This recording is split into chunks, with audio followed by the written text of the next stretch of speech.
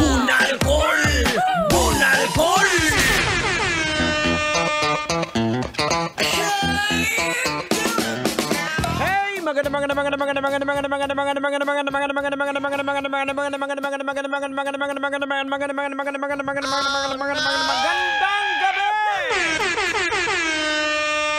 Check your Love Radio TikToks. It is now 30 minutes after 8 o'clock in the evening.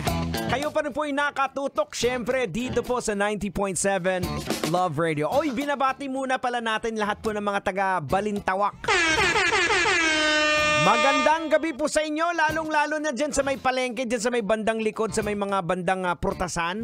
Maraming salamat po sa inyong pakikinig at pagtutok dito po sa 90.7 Love Radio. At lalong-lalo na sa iyo, Manong Grab Driver.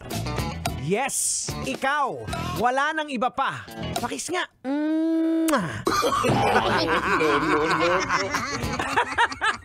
Ganun din sa pasahero mo, sana nag-i-enjoy kayo sa mga tugtugan natin, ano? Dito sa programang EDSA. But anyway, eto na po ang huling araw.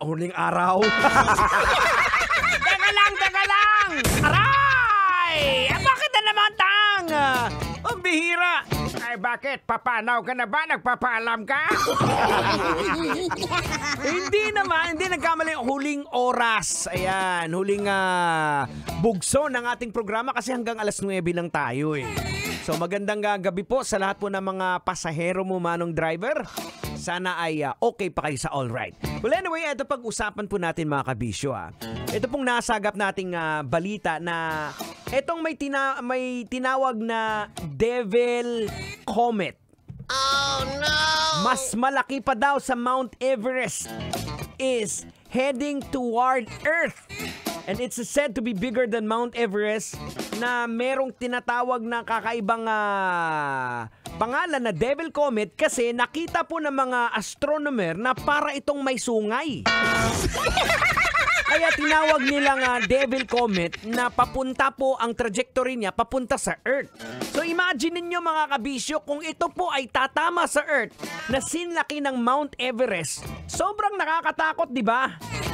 Pero mga kabisyo, napag-alaman po ng mga astronomers natin na ito po ay isa palang cold volcano. At matapos po ang kanyang latest eruption, ang sabi ng mga astronomers, hindi na daw nila makita yung sungay. Mukhang nakakatawa pero nakakatakot, ano? Tang, logican na natin to, Tang! Ay, sige, logican mo na yan, banatan mo na para mahimas-masahan. Logican na yan! Logican na yan! Alright, logican na yan! Anong leksyon ang ating mapupulot? Anong aral ang ating madudukot? Well mga kabisyo, kung iisipin po natin, these are the signs that sooner or later, mayroon pong isang posibleng malaking trahedya ang pwede mangyari sa mundo that we can't avoid, di ba? Malinaw po itong indikasyon na walang forever dito sa mundo. Di ba? Na lahat po tayo ay magugunaw at malulusaw. Kaya habang nandito pa po tayo sa mundong ibabaw, gumawa po tayo ng mga mabuti, di ba? Tama ba, Manong? Kasi kahit anong kayamanan ang meron ka, pag binagsakan ka na sinlaki ng Mount Everest na comet, saan ka magtatago? Wala kang magtataguan. Madadali ka rin. No. Diba?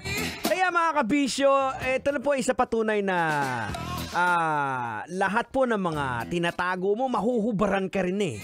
Kaya sa may mga tinatawag dyan na kulukadidang pa at kulasisi, it's about time na magbago ka na. Bitawan mo na yan bago ang Judgment Day. Kasi kung hindi mo bibitawan yan, alam mo na kung saang section ka mapupunta. Dalawa lang yan. Pwedeng sa pugon o di kaya sa oven. Wala pong aircon doon. Wala ding electric fan sa impyerno. No. Ay naka mga kabisyo, ang bilis ng oras natin at tayo po ay magpapaalam na. At bayanan, susunod na po. Pag alas 9 na, pagkagat ng dilim. Totoy na love. Uncle Totoy ba to? Susunod na. Now we're gonna slow things down, mga kaibisyo. Maraming salamat. At sana naman nag-enjoy kayo dito sa ating programa. Ako po si Diego Bandido, sa pangalan po ni Tanghenyo. Ito po ang 90.7 Love Radio, Metro's #1. Leaving you with a song from Color Red with Paglisan. Good evening, Metro Manila. Sasakyan sikat, basta't Love Radio.